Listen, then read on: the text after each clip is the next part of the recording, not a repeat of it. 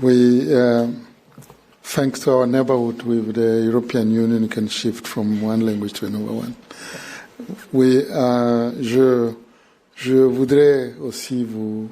I would like to thank you, dear friend, for this meeting, HRVP. Thank you for this very warm welcome. I would like to thank you on behalf of all African Union delegations for the reception that we have received here. I would like to thank you, dear journalists, who have spent a lot of time with us today also.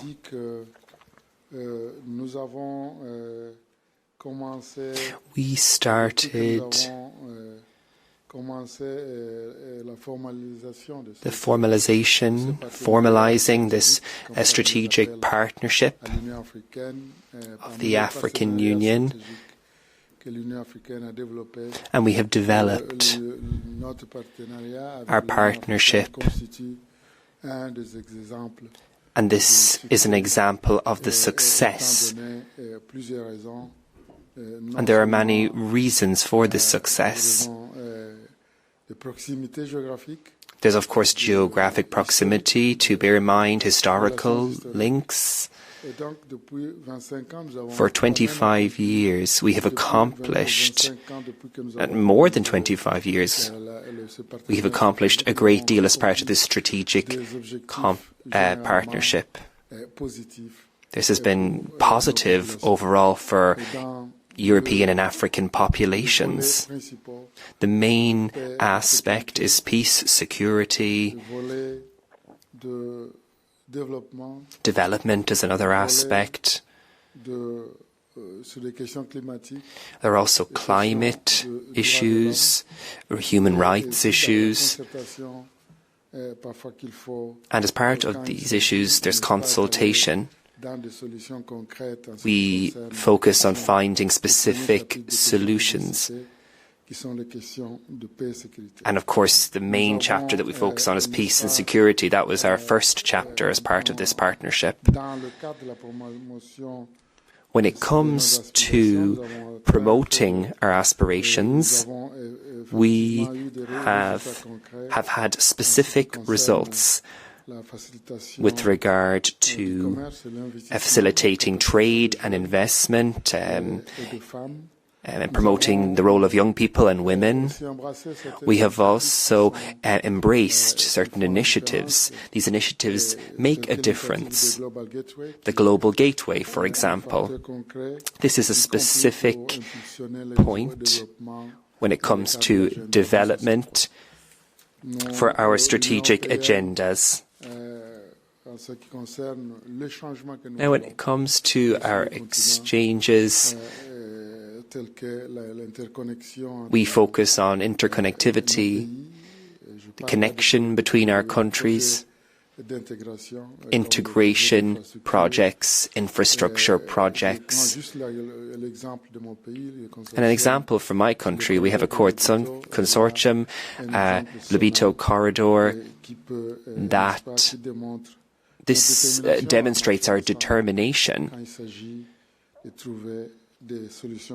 It shows that we're able to find collective solutions, solutions for our two continents.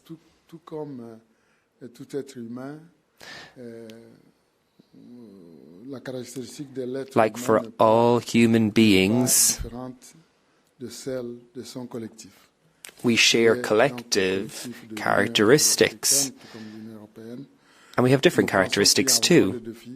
There are certain challenges that are still to be faced. We need to adapt to change. Changes in Europe, as well as in Africa. Let's take peace and security, for example. We are all being faced with situations of conflict in Africa as well as in Europe. And it's necessary for us to find solutions for these conflicts. Secondly, if we focus on the development point, we understand that we need to perhaps find changes, different paradigms.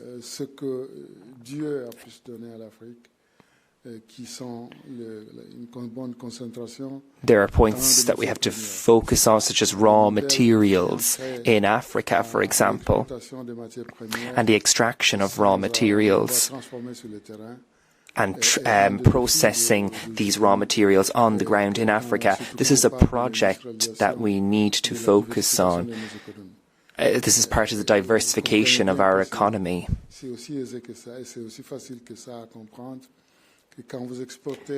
When you export raw materials, that means that you're exporting added value.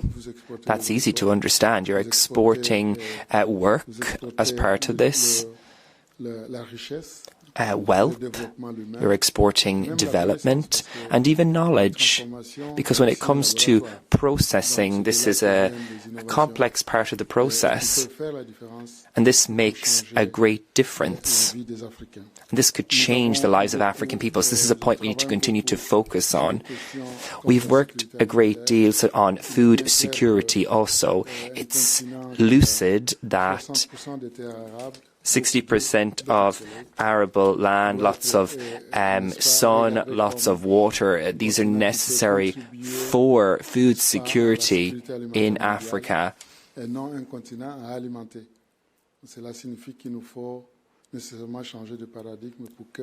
This is a point we need to continue to focus on, to continue to be a productive continent, to develop technologies that will allow us to fulfill our potential. Now, with regard to other issues such as climate change and others,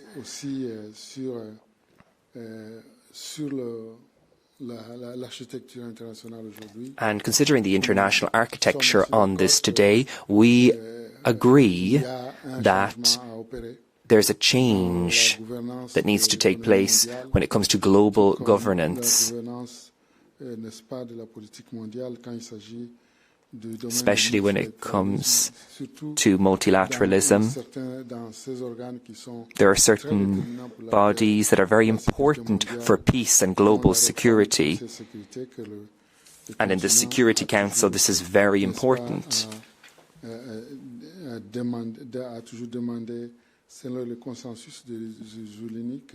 We've often been asked for consensus on these things, for certain declarations, for example.